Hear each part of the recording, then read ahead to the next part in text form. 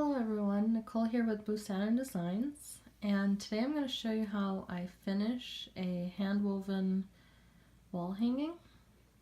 So we're going to do the top part of the wall hanging, taking it off the frame here, and then we're going to put something on the back and then put it on a dowel so that we can hang it.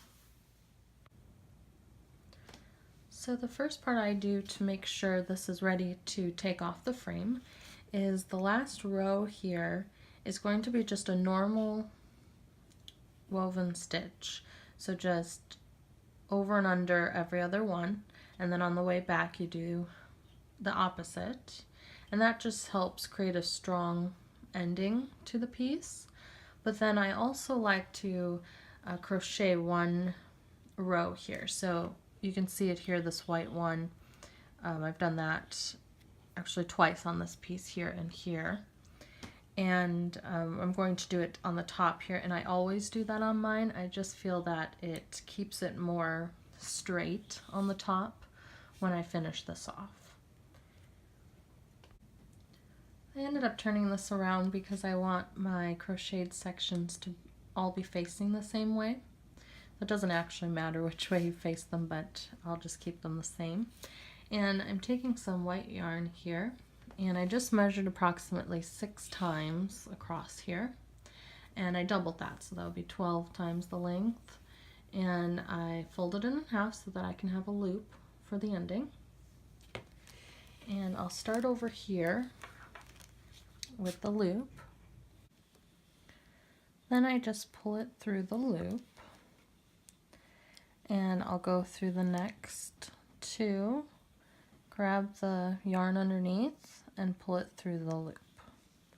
And I'm just going to do this for the whole way, every other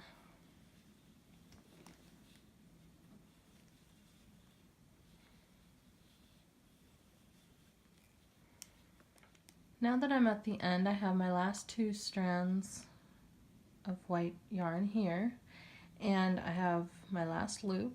What I'm going to do is pull this string through the loop, and then I'm going to pull all the way through, and I'll pull tight there. I'm actually going to eventually tie it on the back here. Next, you can take a fork and just make sure that it's pushed down. Here's what the back looks like of my wall hanging, and you can see while I'm weaving I just leave all the strands there, and then I just tie them off at the very end. What I do is I usually start at one side, so maybe from the top to the bottom, and I'm going to take each strand and try to tie them together with another strand. And I don't want to pull too hard, but I do want to just make sure that they're tied together and they're not going to unravel. And then I'll just cut them relatively short, but still leaving some tail to it. And I'm going to do that for everything here. You can see that the ribbon I used here, all I did was weave it in so that it'll stay put. And I will also, once I'm putting the lace on, I'll sew through the ribbon so that I know it'll stay. Here's what the back looks like once everything has been tied down. If there's a spot that you don't think is really secure, you could put some glue on the knot, and then that'll secure it a little bit more. But try not to get glue on the actual tapestry because you don't want it to get onto the front. So now we're going to take this off the frame. And how we take it off the frame is I'm going to take my smaller crochet hook, and I'm going to take off 2 of these at a time. And then I will just tie them together. And we're actually going to use these loops to put this onto a dowel.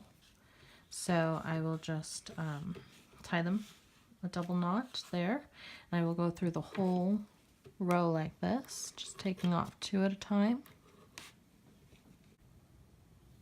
Okay, you'll see I have finished tying off the top ends here, and what else you'll notice is that this crocheted part here has really kept the top part of this wall hanging straight, and which is also helped by this part here of just that basic weaving stitch.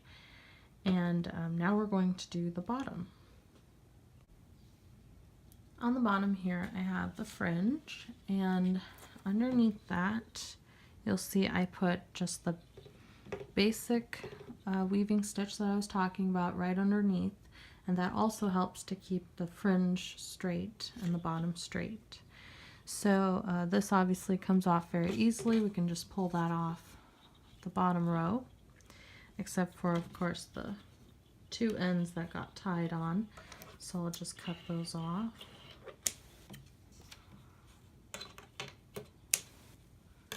Okay. And then what I will go and do is tie each one together, so the 2 of them, and then just tie them together, double knot, and that'll be it on the bottom row. Here I'm going to take a 12-inch dowel, and I want it to be right about here, each section that I tied together, and I'm going to tie it on to the dowel, but I want to make sure that the knot is as close to here as possible. So I'll tie it like this, right at the bottom there, and that way I can put these underneath the fabric that I'm going to put on the back here. So I'll take another 2, tie them together,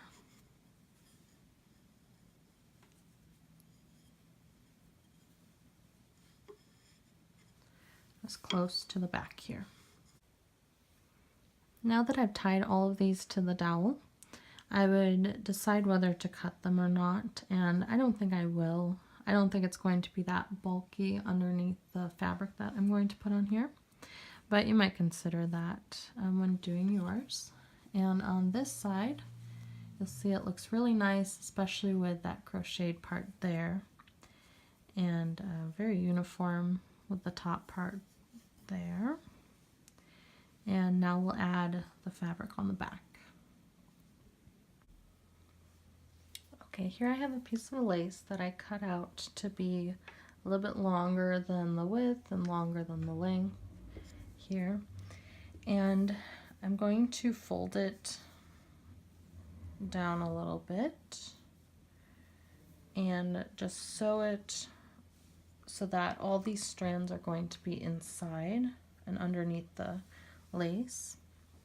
I'm really just trying to sew some of the lace to the yarn there, but not to go all the way through that I'm sewing onto the front of the piece.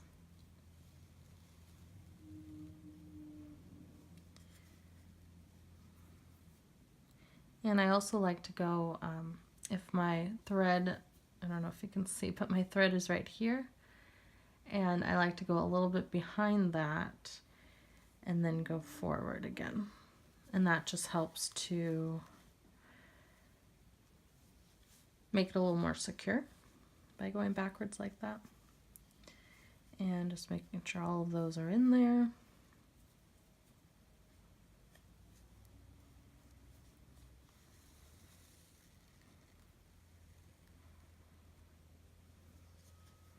Okay, and you'll notice I'm not going on the front. You can't see, but I'm not going all the way through the yarn. So I'm going to do that all around all 4 edges, then I'll show you what it looks like. A few things here while I'm sewing the back. You want to make sure that the fabric lays flat, because if you sew it so that it's pulling on the front, that won't be good because you want the front to be straight. And so just keep that flat while you're sewing. And while I'm sewing, when I have a long piece of thread, I'll show you what I'm doing here. I sew with my right, so with my left hand, I'm holding on to the string, and when I go in here and pull, I'm holding on to that string with my left hand so that it doesn't bunch up and get knotted on itself. And then the third thing is when you have a piece of ribbon like this, I want to make sure that I'm sewing into that. So I don't want to sew all the way through that I'm going to the front of the piece, but I do want to sew enough onto that so that it stays in place. And the last thing is that when you're doing this side, for example, when I fold it in, I want to make sure that there's enough fabric on the other side that I'll be able to fold that in and sew onto that other side when I get to that side. If I pull too much on this side and try to fold it inwards here, then I might be leaving nothing for that other side. So you just want to be conscious of that when you're sewing. Here is the final piece.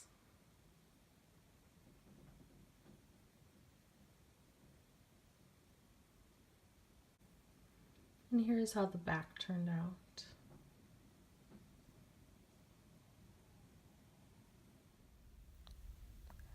Thanks for watching, and I hope you liked this video. Please subscribe and give it a thumbs up for more videos like this. You can also connect with me on Instagram and Etsy. See you next time.